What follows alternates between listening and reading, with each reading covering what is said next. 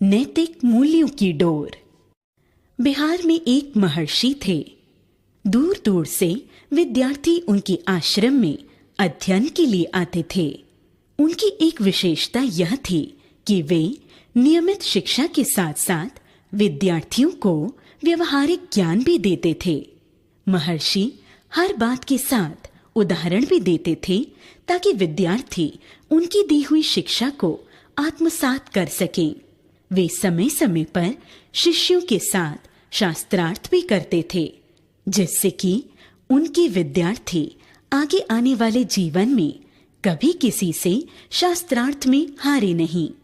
एक दिन एक शिष्य, जिसके अध्ययन काल का यह अंतिम वर्ष था, उनके पास आया और बोला, गुरुजी, आज मैं आपके साथ शास्त्रार्थ करना चाहता हूँ। हाँ, ठीक है, हम शास्त्रार्थ अवश्य करेंगे, परंतु ये तो बताओ कि किस विषय पर? गुरुजी ने पूछा। शिष्य बोला, गुरुजी, आप हमेशा कहते हैं कि सफलता की ऊंचाई तक पहुंच जाने के बाद भी व्यक्ति को नैतिक मूल्यों की डोर नहीं छोड़नी चाहिए। तब भी उस व्यक्ति को श्रेष्ठ संस्कारों रूपी बंधन से बंधा रहना आवश्यक है। लेकिन मेरा मानना है गुरुजी कि एक निश्चित ऊंचाई पर पहुंचने के बाद व्यक्ति के लिए ये नैतिक मूल्य एक रुकावट की तरह ही होते हैं और वे उसके आगे वाले जीवन में तरक्की के लिए बाधक सिद्ध होते हैं। शिष्य की बात सुनकर गुरुजी ने कुछ देर सोचा और फिर बोले, हम इस विषय पर शास्त्रार्थ बाद में करेंगे। चलो आज पतंग उड़ाते हैं। मौसम अच्छा है, सभी विद्यार्थियों को बुला लो। वह शिष्य खुश हो गया, क्योंकि ऐसे आयोजनों पर गुरुजी विद्यार्थियों को अपनी मनमर्जी मुताबिक आनंद लेने की खुली छूट देते थे।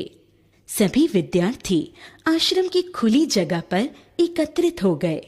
कुछ विद्यार्थियों ने पतंग और डोर संभाली तो कुछ चक्री पकड़कर पीछे खड़े हो गए। जब पतंगे ऊपर काफी ऊंचाई तक पहुंच गईं, तो गुरुजी ने शिष्य से पूछा, तुम्हारे विचार में ये पतंगे इतनी ऊंची कैसे पहुंच गईं?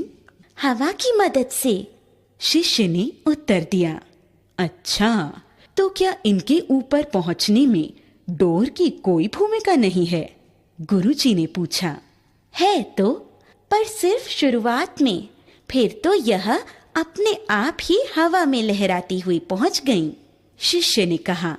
उसने फिर आगे कहा, इतनी ऊंचाई तक जाने के बाद फिर डोर की कोई भूमिका नहीं रह जाती। इसके बाद गुरुजी ने कहा, चलो शिष्य, पेच लड़ाएं। इसके बाद दोनों पेच लड़ाने लगे।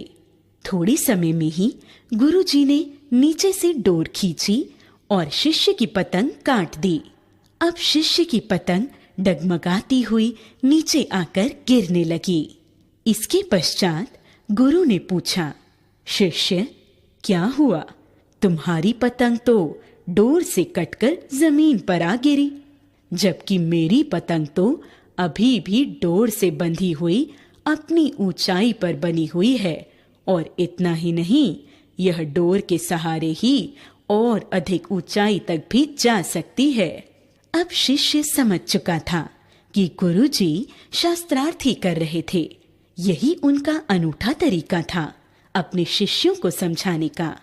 शिष्य ने अपने गुरु से क्षमा मांगी तो गुरु ने भी उसे अपने हृदय से लगा लिया।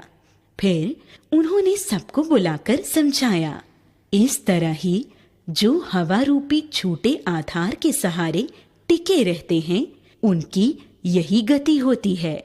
शिक्षा व्यक्ति को तरक्की की ऊंचाई पर पहुंच जाने के बाद भी कभी अपने नैतिक मूल्यों को नहीं भूलना चाहिए।